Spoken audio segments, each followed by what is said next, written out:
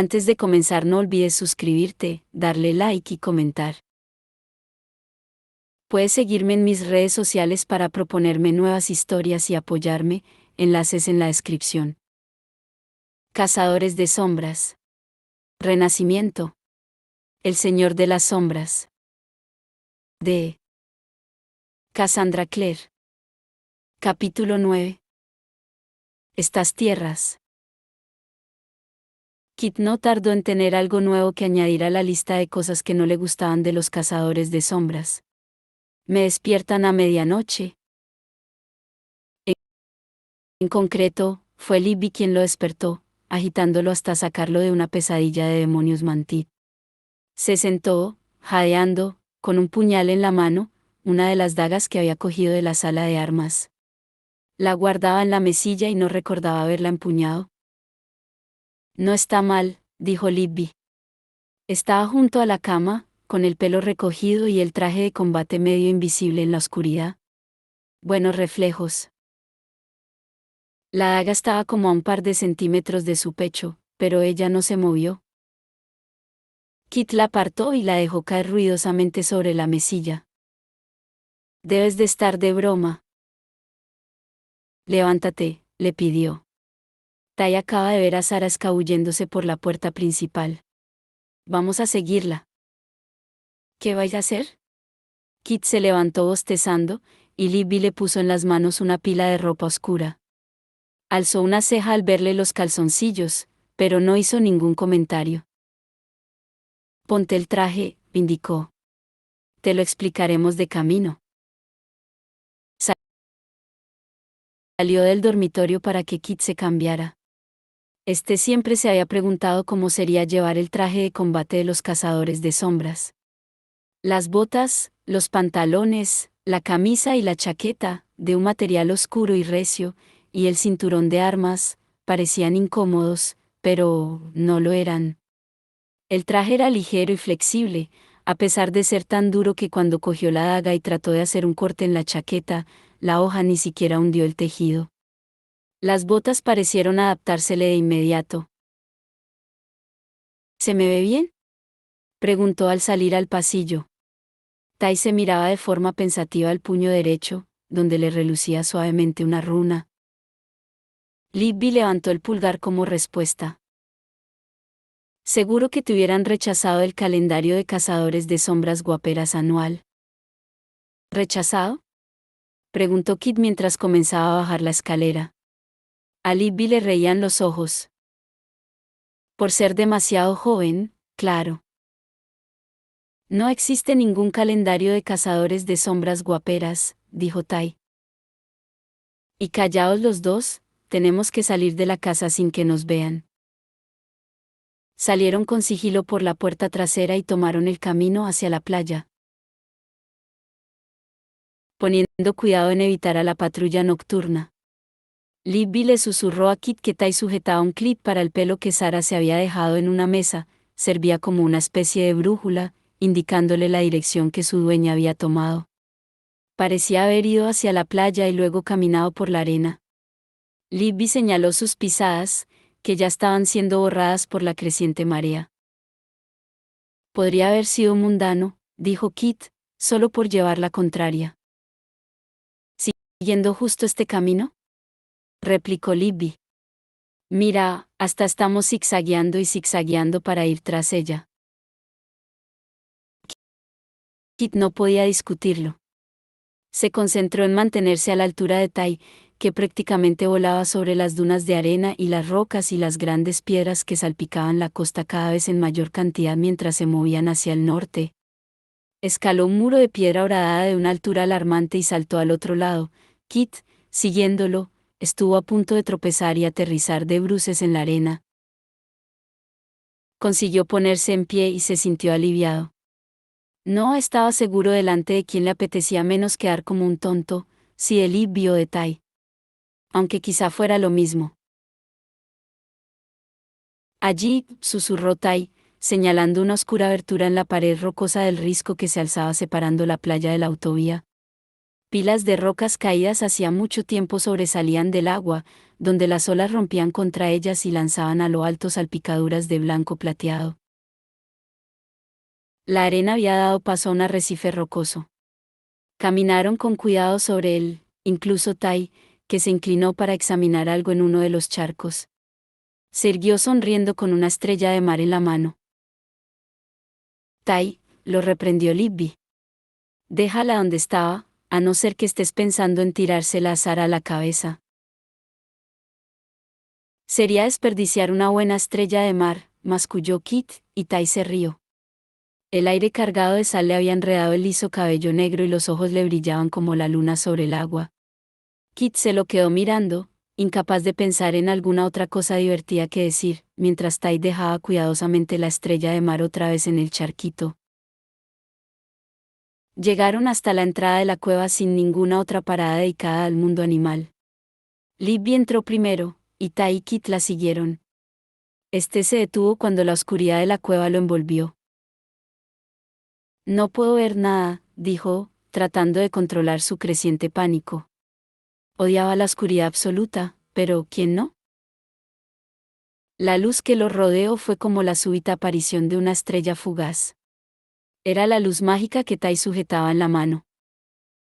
¿Quieres una runa de visión nocturna?, preguntó Libby señalándose la estela.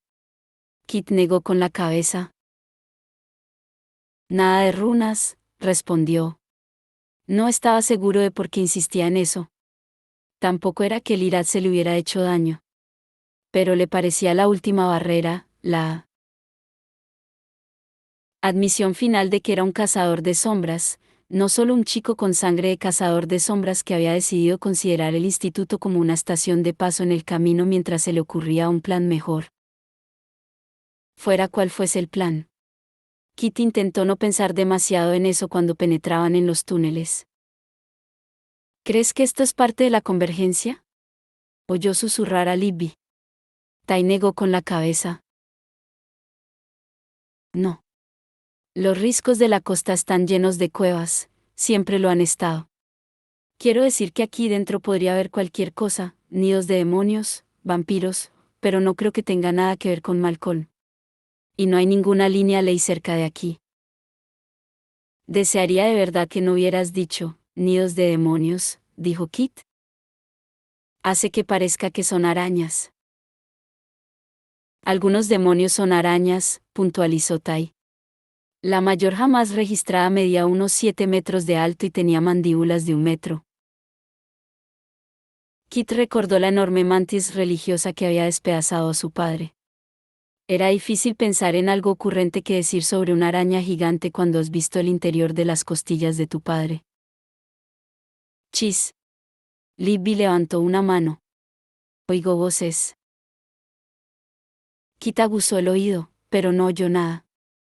Supuso que sería por otra runa que no tenía, algo que le daría una capacidad auditiva como la de Superman. Pero sí que veía luces moviéndose por delante, que en ese momento tomaban la curva del túnel. Avanzaron, Kit detrás de Tai y Libby. El túnel se abrió a una enorme cámara, una sala con paredes de granito agrietado, suelo de tierra apisonada y olor a moho y putrefacción. El techo se perdía en la oscuridad. Había una mesa y 2 sillas de madera en medio de la cámara. La única luz procedía de piedras mágicas colocadas sobre la mesa. En una de las sillas estaba Sara. De forma instintiva, Kit se pegó a la pared. Al otro lado del túnel, Tai y Libby hicieron lo mismo. Sara estaba examinando unos papeles extendidos sobre la mesa. Junto a su codo, había una botella de vino y un vaso. No iba con el traje de combate, sino con un traje negro liso, y llevaba el cabello recogido en un moño muy tirante. Kit se esforzó por ver lo que Sara estaba examinando, pero se encontraba demasiado lejos. Sin embargo, pudo leer algunas palabras grabadas en la mesa: el fuego quiere arder. No tenía ni idea de lo que significaba.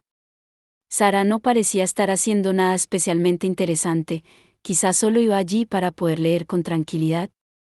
Tal vez en secreto estuviera harta de Diego el Perfecto y ese era su escondite. ¿Quién podría culparla por eso? Sara alzó la mirada y arrugó las cejas. Alguien llegaba. Kit oyó unos rápidos pasos, y al fondo de la estancia apareció alguien en vaqueros y con el pelo revuelto. «Es Manuel», susurró Libby. «Puede que tengan un rollo». «Manu», dijo Sara frunciendo el ceño. «¿No parecía prendada de amor? Llegas tarde». «Lo siento». Manuel esbozó una sonrisa matadora y agarró la silla libre, la hizo girar y se sentó a horcajadas con los brazos apoyados en el respaldo. «No te enfades, Sara. He tenido que esperar hasta que Ryan y John se durmieran. Tenían ganas de charla y no quería arriesgarme a que nadie me viera salir del instituto». Señaló los papeles. «¿Qué tienes ahí?» «Noticias de mi padre», contestó Sara. Lo decepcionaron las conclusiones del último consejo, claro.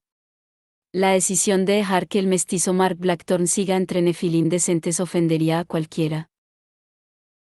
Manuel cogió la copa de vino de Sara. Luces rojas destellaron en el fondo de la misma. «Aún así, debemos mirar al futuro», dijo. «Librarnos de Mark no era el objetivo de nuestro viaje aquí, después de todo. Solo es una molestia menor, como lo son sus hermanos». Tai, Kit y Libby intercambiaron miradas de confusión. Libby tenía el rostro tenso de furia. Tai no mostraba ninguna expresión en el rostro, pero movía las manos a los costados incansablemente. «Es cierto. El primer paso es el registro», explicó Sara. Dio unos toques al papel haciéndolo crujir.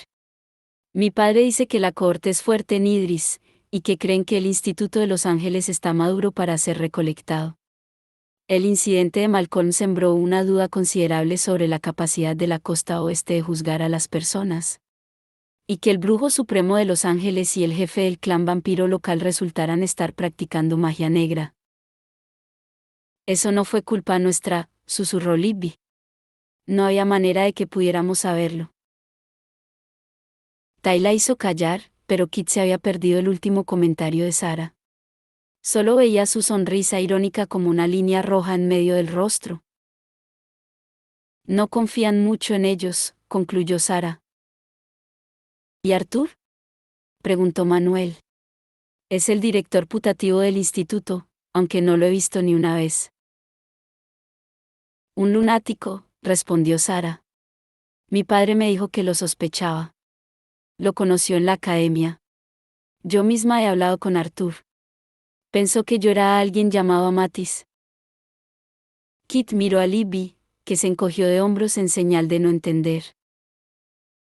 «Será fácil ponerlo delante del consejo y probar que está loco», continuó Sara. «No puedo decir quién dirige el instituto por él, Diana, supongo, pero si quisiera el puesto, ya podría haberlo tenido. Así que tu padre entra en escena, la corte se asegura de que consiga los votos y el instituto es suyo», resumió Manuel.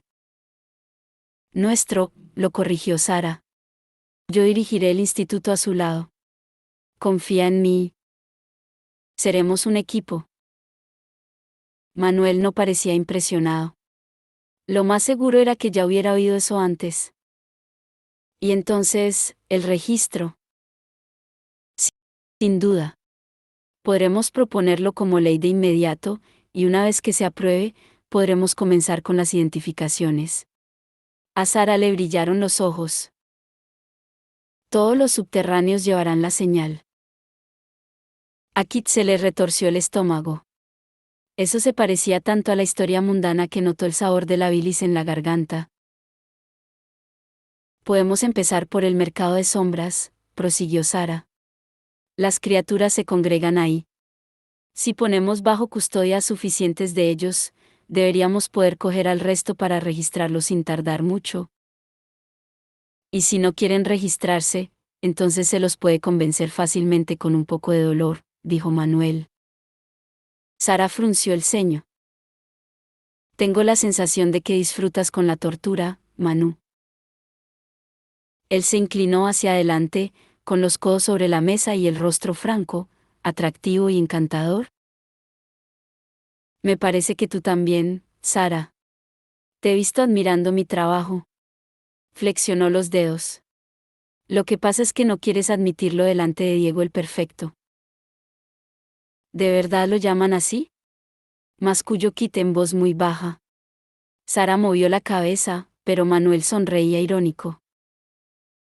Tendrás que acabar por decírselo, por contarle todos los planes de la cohorte, dijo Manuel.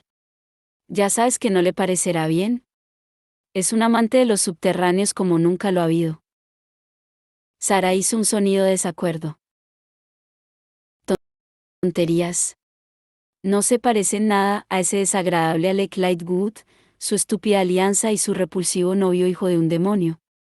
Los Blackthorn pueden ser unos estúpidos amantes de las hadas, pero Diego solo está confundido.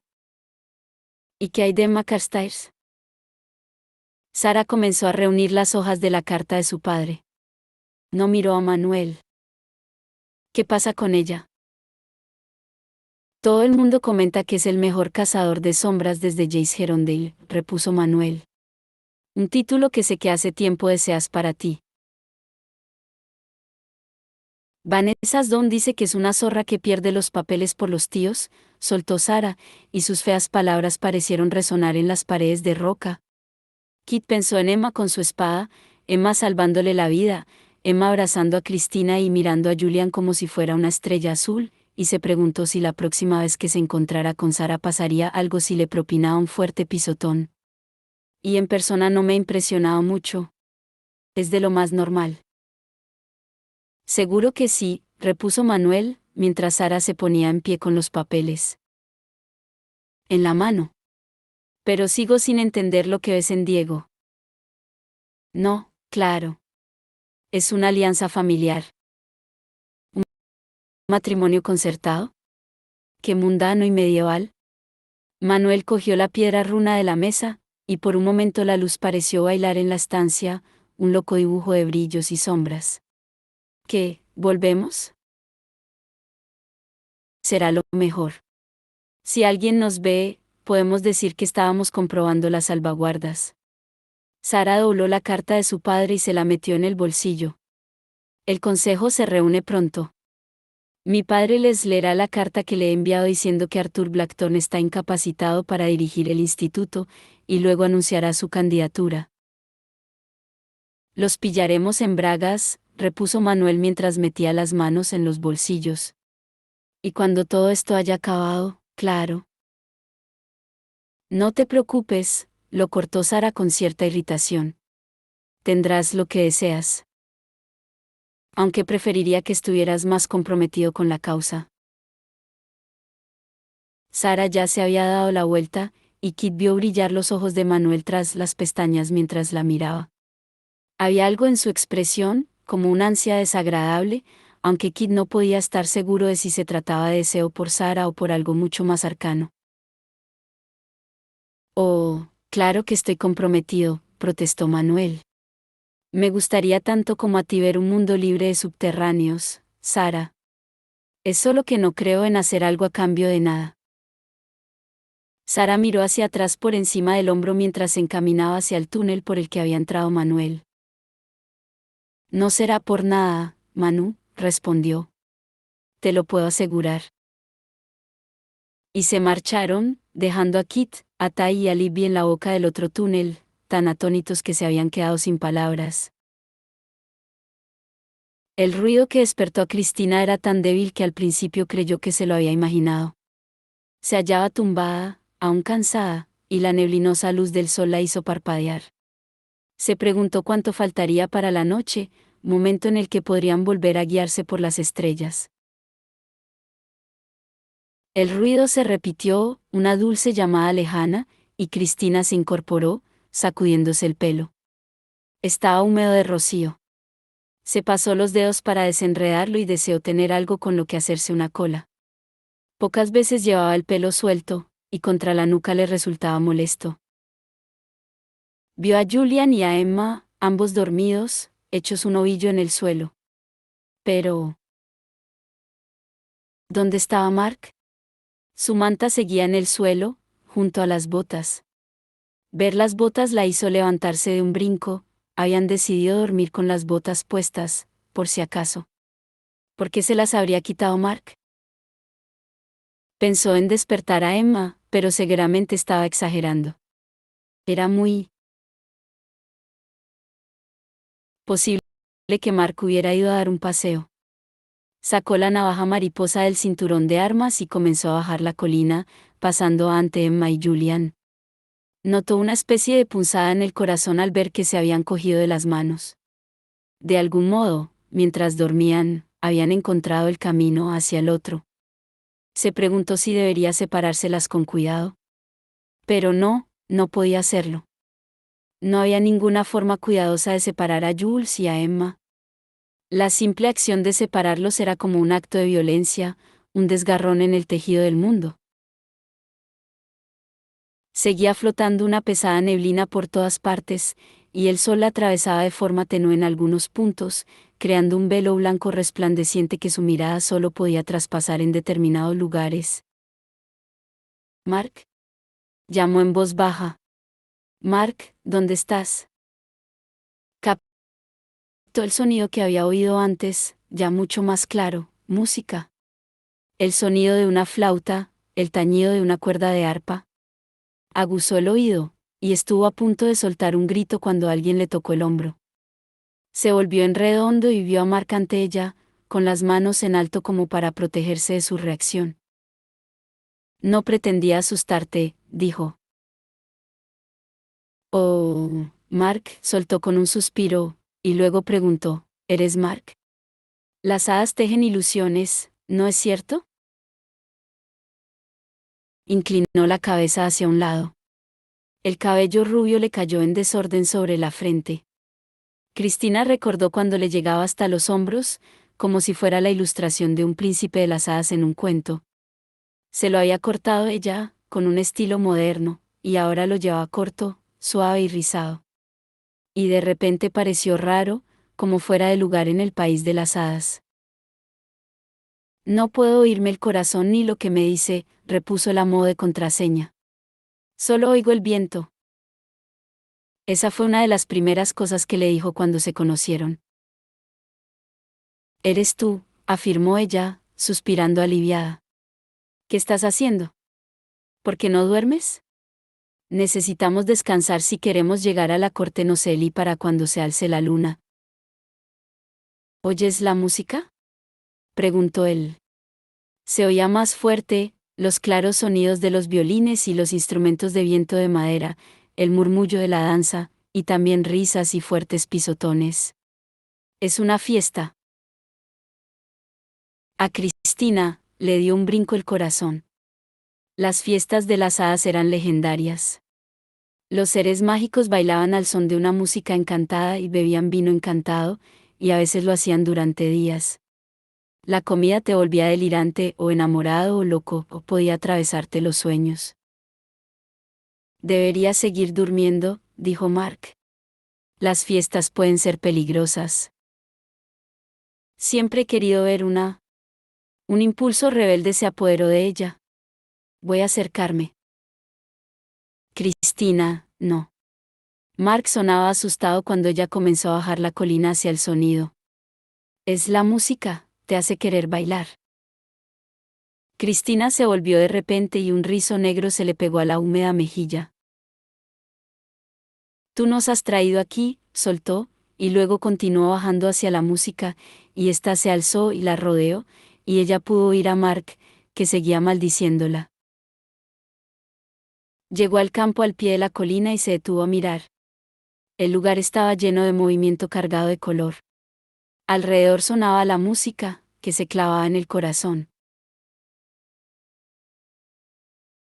Por todas partes había seres mágicos. Un grupo de hadas en el centro de los danzantes tocaba sus instrumentos, con la cabeza echada atrás, pateando el suelo con los pies. Bailaban hadas del bosque, de piel verde, con manos nudosas y ojos que brillaban amarillos como la savia.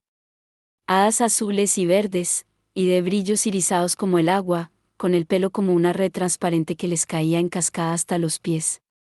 Hermosas muchachas con flores trenzadas en el pelo, sujetas a la cintura y al cuello, con pezuñas en lugar de pies, guapos niños en harapos de ojos febriles que extendían las manos mientras daban vueltas. Ven a bailar, la llamaron. Ven a bailar, hermosa muchacha, chica bella, ven y baila con nosotros. Cristina comenzó a ir hacia ellos, hacia la música y el baile. El campo seguía cubierto por la niebla, que dejaba rastros blancos sobre el suelo y ocultaba el azul del cielo. La neblina brilló cuando Cristina la cruzó, cargada de olores raros, fruta y vino y humo como incienso. Empezó a bailar, moviendo el cuerpo al ritmo de la música. La euforia fue llenándola como si la tragara con cada respiración. De repente ya no era la chica que había dejado que Diego Rosales la engañara no solo una vez, sino dos, ya no era la chica que seguía las reglas y confiaba en la gente. Hasta que traicionaban esa confianza con la misma facilidad con la que tiraban un vaso de agua de la mesa.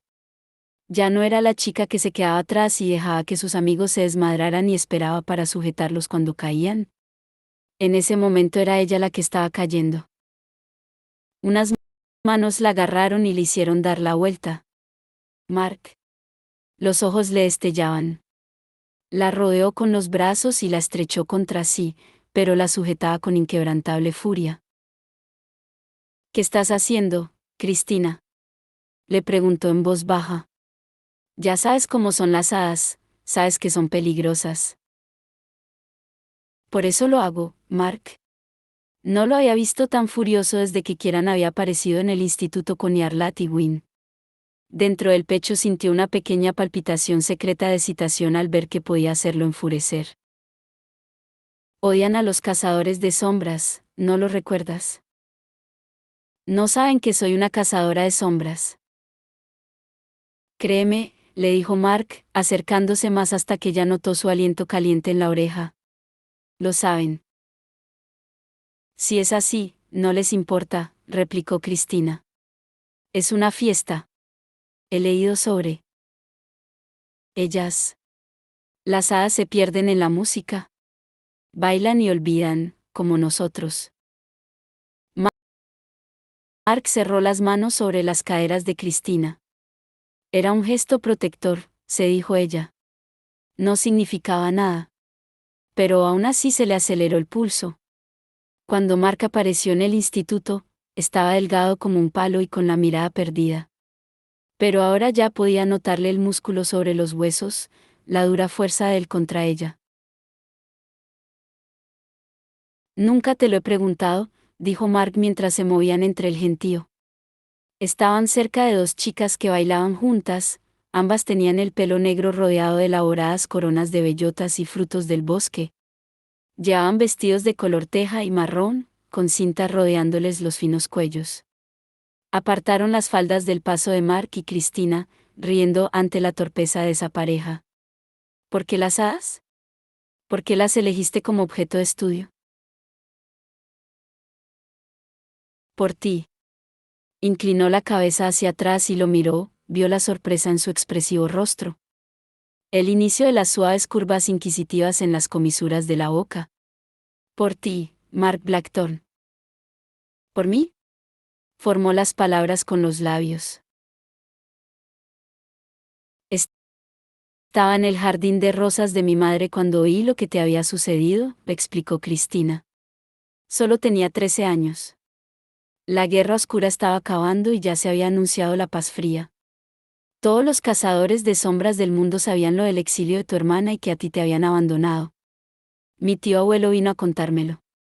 Mi familia solía bromear diciendo que yo tenía el corazón muy tierno, que era muy fácil hacerme llorar, y él sabía que me había estado preocupando por ti, así que me lo contó, y me dijo, a tu chico perdido ya no lo van a encontrar.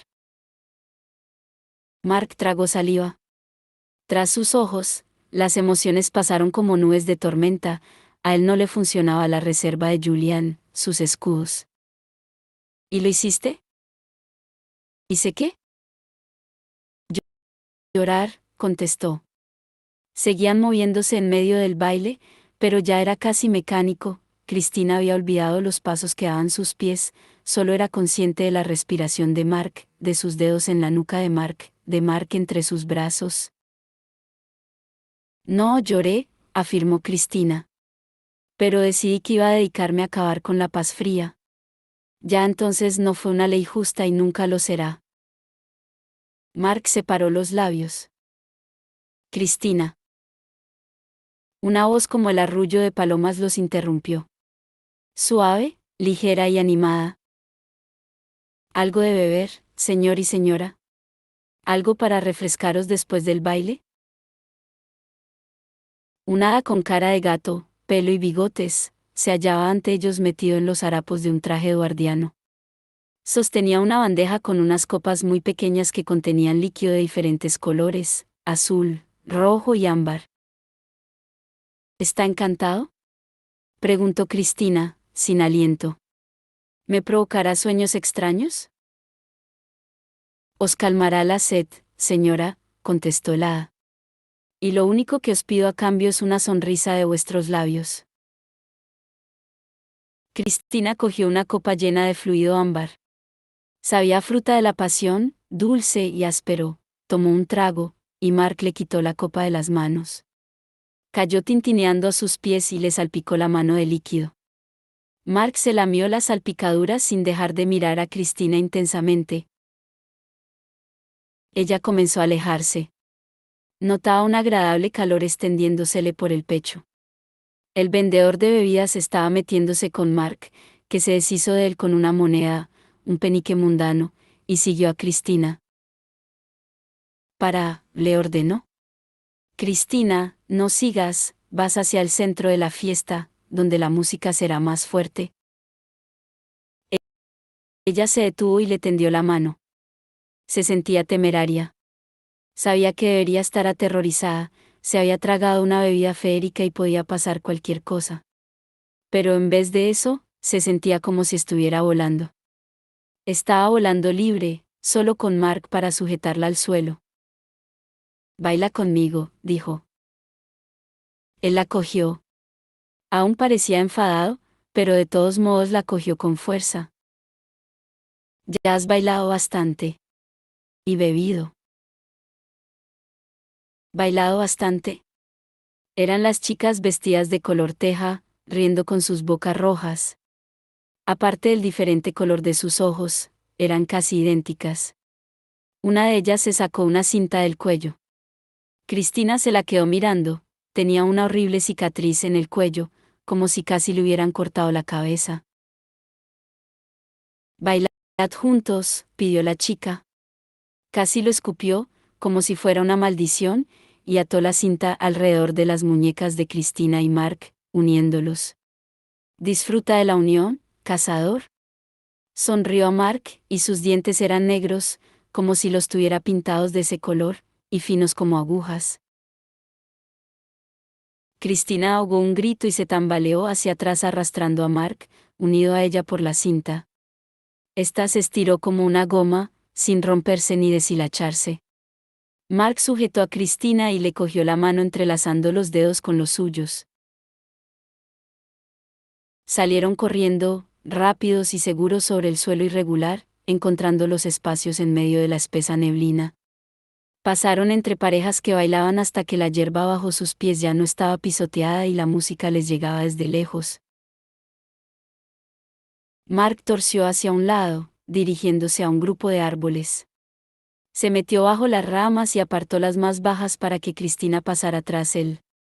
Cuando ella hubo pasado, la soltó, y ambos quedaron encerrados en aquel espacio debajo de los árboles, protegidos del mundo exterior por largas ramas cargadas de fruta que tocaban el suelo. Mark se sentó y sacó un cuchillo del cinturón. Ven aquí, dijo, y cuando Cristina se sentó a su lado, le cogió la mano y cortó la cinta que los unía. Esta soltó un pequeño chillido, un gemido de dolor, como un animal herido, pero se rasgó y cedió. Mark soltó a Cristina y dejó caer el cuchillo. Débiles rayos de sol se filtraban por las ramas altas, y bajo la tenue iluminación, la cinta, que él aún tenía alrededor de la muñeca, parecía sangre. La cinta también seguía rodeando la muñeca de Cristina, con el extremo suelto arrastrando por la tierra. Ella se la arrancó con las uñas y la cinta cayó al suelo. Notaba los dedos resbaladizos. Seguramente debido a la bebida de hada, pensó. Miró a Mark. Tenía el rostro sombrío y los ojos, dorado y azul, opacos. Eso podría haber sido muy malo, señaló, mientras tiraba el resto de la cinta. Un hechizo de unión como ese puede ligar a dos personas y enloquecer a una de ellas, haciendo que intente ahogarse y arrastrar a la otra con ella. Mark, repuso Cristina. ¿Perdona? Debería haberte escuchado.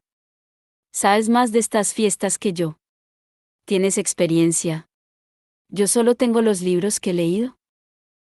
No, no, replicó él inesperadamente. Yo también quería ir. Me ha gustado bailar contigo. Ha sido tan agradable estar ahí con alguien. ¿Humano? Acabó la frase Cristina. El calor en su pecho se había convertido en una extraña sensación, como de un pellizco, una presión caliente que se incrementó al mirarlo. Le miró la curva de los pómulos, los huecos de las sienes. Llevaba la amplia camisa del color del trigo abierta por el cuello, y pudo ver el lugar que siempre había pensado que era el punto más hermoso del cuerpo de un hombre, el liso músculo sobre la clavícula y el vulnerable hueco. Sí, humano, asintió él. Todos somos humanos, lo sé. Pero casi no he conocido a nadie tan humano como tú. Cristina notó que le faltaba la respiración. Pensó que la neblina férica la había dejado sin aliento, eso y el encantamiento que los rodeaba. Eres buena, continuó él, una de las personas más amables que he conocido. En la cacería no había mucha bondad. Cada vez que pienso que cuando se aprobó la sentencia de la paz fría, hubo alguien a miles de kilómetros de Idris, alguien que nunca me había conocido, que lloró por un niño que había sido abandonado. He dicho que no lloré. A Cristina le falló la voz. La mano de Mark fue una pálida mancha volando hacia su rostro. Apartó los dedos húmedos, brillando bajo la tamizada luz entre la neblina. ¿Estás llorando ahora? Cuando ella le cogió la mano, notó la humedad de sus propias lágrimas. Y cuando se acercó a él entre la neblina y lo besó, notó el sabor de la sal. Por un momento, Mark se quedó perplejo, inmóvil. Y Cristina sintió que le atravesaba una lanza de terror, peor que la visión de cualquier demonio. Tal vez Mark no quisiera eso, tal vez pudiera horrorizarse. Cristina, musitó cuando ella se apartó, se puso de rodillas y la rodeó con los brazos con un poco de torpeza, hasta hundirle la mano en el cabello. Cristina, repitió, con la voz quebrada por el áspero sonido del deseo. Ella le tomó el rostro entre las manos, con las palmas sobre las mejillas, y se maravilló de la suavidad donde en Diego había habido aspereza, una sombra de barba. Le permitió que esa vez fuera él quien se acercara y la encerrara en la prisión de su brazo izquierdo mientras le cubría la boca con la suya. Cristina vio estrellas estallándole tras los párpados. Y no cualquier estrella, sino las estrellas de colores de Fera. Vio nubes y constelaciones, notó el sabor del aire de la noche en la boca. Él movía los labios, frenético, sobre los de ella. Seguía susurrando su nombre, incoherente, entre los besos. Le deslizó la mano libre por la cintura, por el costado. Gimió cuando ella le acarició la nuca, le rozó la clavícula y le tocó el disparado latido en el cuello. Dijo algo en un idioma que ella desconocía, y luego se tumbó en el suelo y ella encima, y la apretó contra sí, las fuertes manos ávidas sobre la espalda y los hombros de Cristina. Se preguntó si así habría sido siempre con Kieran, feroz y brusco. Recordó haberlos visto besarse en el desierto, detrás del instituto, y que había sido algo frenético, un choque de cuerpos. Entonces le despertó el deseo y ahora volvía a hacerlo. Él se arqueó hacia arriba y ella lo oyó aspirar con fuerza cuando se deslizó sobre su cuerpo, besándole el cuello, luego el pecho a través de la camisa, y ya tenía los dedos en los botones cuando lo oyó reír casi sin aliento, diciendo su nombre. Jamás imaginé que algún día me mirarías, no alguien como tú, realeza entre los cazadores de sombras, como una princesa. Es increíble lo que un poco de licor encantado de hada puede hacer. Cristina pretendía que sonara a broma, a algo sin importancia. Pero Mark se quedó inmóvil bajo ella.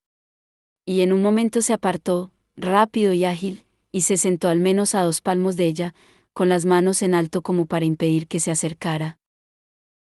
¿Licor de hada?, repitió. Cristina lo miró sorprendida. La bebida dulce que el hombre de la cara de gato me ha dado. ¿Tú la has probado?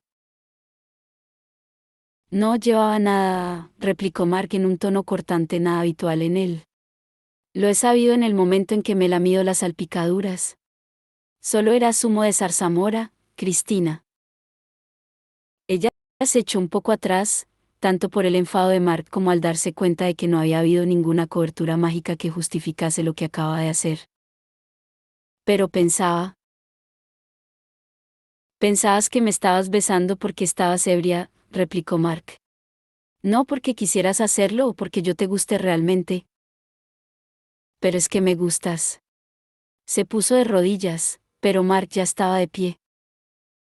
Me gustas desde que te conocí. ¿Por eso te liaste con Diego?, preguntó Mark, y luego negó con la cabeza, retrocediendo. Quizá no pueda hacer eso.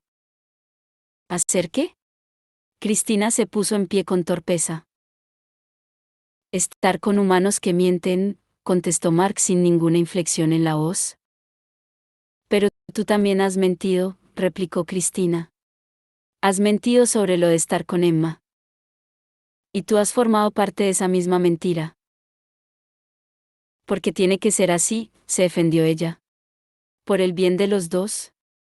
Si Julian no estuviera enamorado de ella, entonces no sería necesario que creyera. Se interrumpió de golpe mientras Mark se ponía más pálido que la neblina que los envolvía.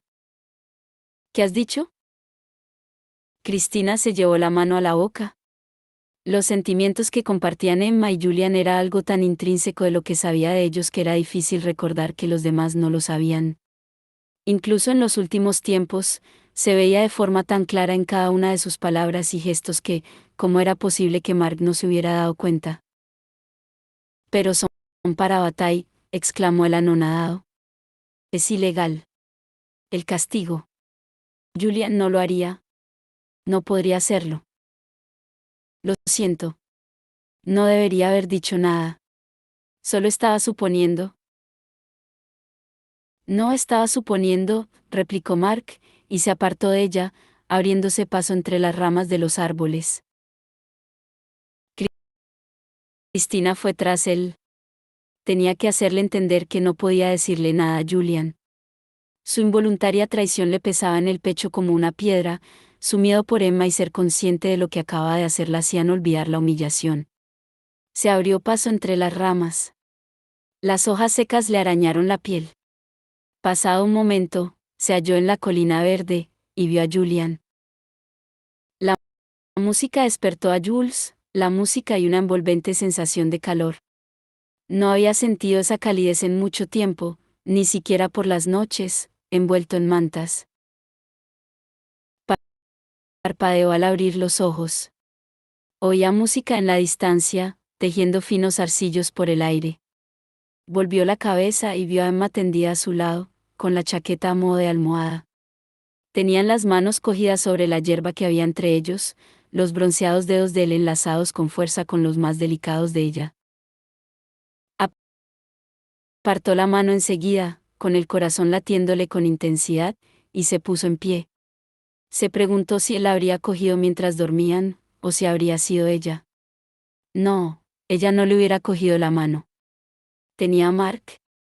Quizá lo hubiese besado a él, pero había dicho el nombre de Mark.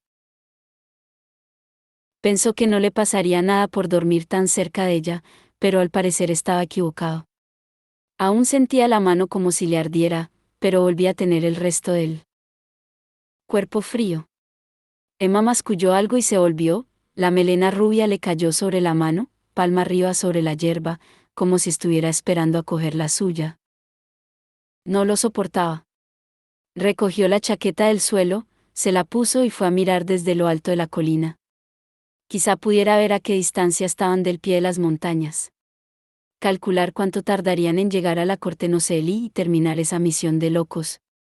Aunque no culpaba a Mark en absoluto. Kieran era como de la familia para él, y Julian entendía mejor eso de lo que entendía casi cualquier otra cosa. Pero ya estaba preocupado por los niños en el instituto, por si se pondrían furiosos, o estarían asustados, o no lo querrían perdonar. Nunca antes los había dejado. Nunca. El viento cambió y la música se oyó más fuerte. Julian se hallaba al borde de la colina mirando hacia un panorama de hierba verde, salpicado aquí y allá por grupos de árboles que descendían hacia un claro donde se veía una mancha de color y movimiento. Gente bailando. Se movían al ritmo de una música que parecía nacer del interior de la tierra. Era insistente, exigente. Te llamaba para que te unieras a ella, para llevarte como una ola podía arrebatarte de la orilla hacia el mar. Julian sintió la llamada, aunque era lo bastante distante para no ser incómoda. Pero sus dedos ansiaban pinceles. Ahí donde mirase, veía una intensidad de color y movimiento que lo hacía desear estar en su estudio delante del caballete. Era como si estuviera mirando cuadros en los que los colores se hubieran mezclado para alcanzar una máxima saturación. Las hojas y la hierba eran de un verde intenso, casi venenoso. La fruta era más brillante que las joyas. Los pájaros que revoloteaban por el aire tenían un plumaje de un colorido tan salvaje que hizo pensar a Julian si no había nada allí que los cazara, si no tenían otro propósito que mostrar su belleza. ¿Qué pasa? Julian se volvió y la vio justo a su espalda en el borde de la colina. Emma. El largo cabello suelto volaba a su alrededor como una cortina de fino metal batido. El corazón le dio un salto, y sintió un tirón más insistente que el de la música de las hadas. Nada. La voz le salió más brusca de lo que pretendía. Solo estaba buscando a Mark y a Cristina. Cuando los encuentre, deberíamos partir. Aún nos queda mucho camino por delante. Ella se le acercó con una expresión anhelante. El sol atravesaba las nubes y le iluminaba el pelo con ondas de intenso color azafrán. Julian cerró con fuerza la mano derecha, impidiéndose alzar los dedos y hundirlos en la clara melena que Emma únicamente solía soltarse por la noche. Eso hablaba Julian de momentos de paz entre el ocaso y la noche, cuando los niños ya dormían y él estaba solo con Emma, momentos de palabras tranquilas e intimidad, que precedían con mucho el descubrimiento por parte de Julian de que eran algo más que para Bataille. En la curva de su rostro dormido, en la caída de su melena, en la sombra de las pestañas sobre su mejilla, había una paz que él había conocido en pocas ocasiones. ¿Oyes la música?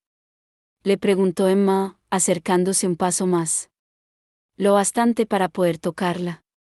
Julian se preguntó si sería eso lo que sentían los adictos a las drogas. Deseando lo que sabían que no deberían tener. Pensando, solo por una vez no pasará nada. Emma, no, le contestó. No sabía lo que le estaba diciendo con exactitud. No te acerques a mí, no lo resisto. No me mires así. No seas todo lo que quiero y no puedo tener. No me hagas olvidar que estás con Mark y que en cualquier caso nunca podrás estar conmigo. Por favor, dijo ella. Lo miró con sus grandes ojos cargados de dolor. Por favor, necesito. La parte de Julian que nunca podía resistirse a ser necesitado le hizo relajar los apretados puños, los brazos rígidos. En segundos se había acercado a ella, casi chocando con su cuerpo. Le puso una mano en la mejilla. Ella no llevaba cortana, notó con un vago desconcierto. ¿Por qué la habría dejado atrás? Los ojos de Emma destellaron. Se puso de puntillas e inclinó la cabeza hacia atrás. Movió los labios, pero él no pudo oír qué decía, ensordecido por el rugido en sus propios oídos? Recordó una vez que una ola lo había revolcado, aplastándolo contra el fondo del océano, dejándolo sin aliento e incapaz de levantarse. Había sentido terror, pero también el deseo de dejarse llevar, de que algo más poderoso lo arrastraba y que ya no tenía por qué luchar. Le rodeó el cuello con los brazos y le cubrió los labios con los suyos, y él se dejó ir, vencido. Todo el cuerpo se le contrajo, el corazón se le desbocó, las venas le martillaban cargadas de sangre y energía. La estrechó contra él, fuerte y menuda en sus brazos. Ahogó un gemido, incapaz de respirar, con el sabor dulce y metálico de la sangre en la boca. Pero no el de Emma. No podía reconocer a Emma, y el olor también era diferente. Había desaparecido la dulzura de la piel tibia de sol, o de las hierbas de su jabón y su champú, el olor al traje de combate y a mujer. No vivías con una persona desde pequeño, soñabas con ella, la dejabas que te formara el alma y que te pusiera su huella en el corazón, y luego eras incapaz de reconocer que la que estabas besando no era ella. Julian se apartó y se limpió la boca con el dorso de la mano. La sangre le manchó los nudillos.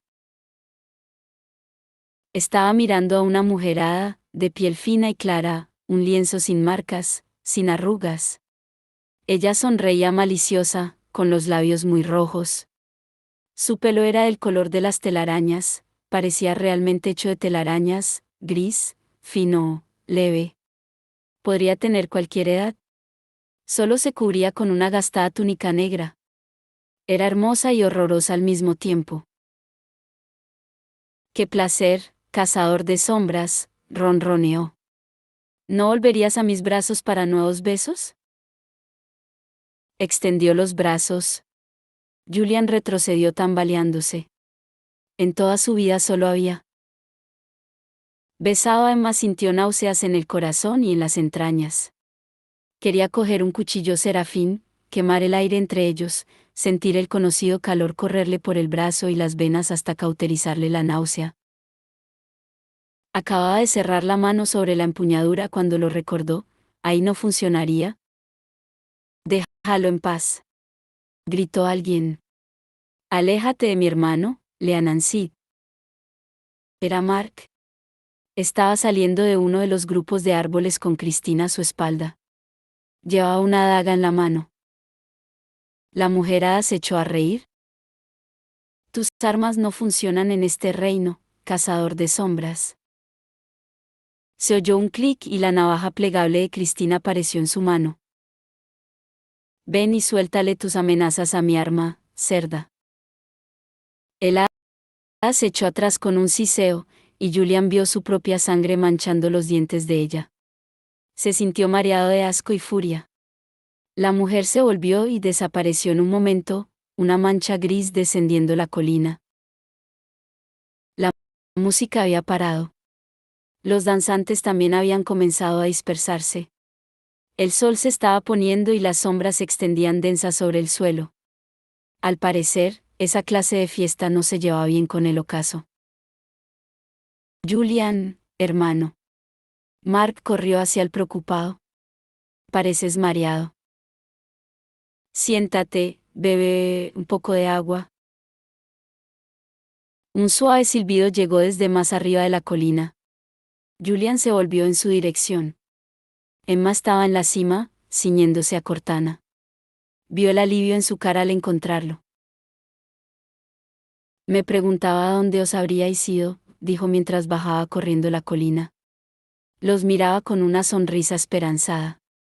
Tenía miedo de que hubierais comido fruta feérica y estuvierais corriendo desnudos por la hierba. Nada de desnudos, repuso Julian. Nada de hierba. Emma apretó más la correa de Cortana. Se había recogido el pelo en una larga coleta de la que solo se le escapaban unos pocos mechoncitos.